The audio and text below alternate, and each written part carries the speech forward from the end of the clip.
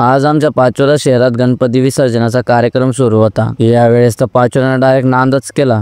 सर्वात टॉपचे बँड, सर्वात देखणे गणपती हे पाचोऱ्यातच होते। चला मग हे बघा गणपती आणि बँड।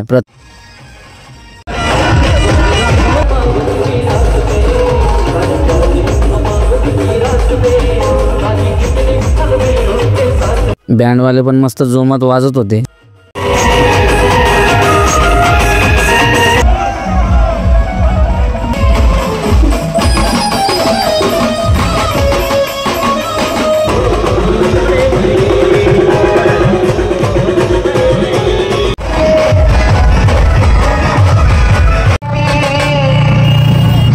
प्रत्येक मंडळाने डेकोरेशन एकदम अप्रतिम केलंय। सगळ्या मंडळांचा डायरेक्ट नांदच खोडा।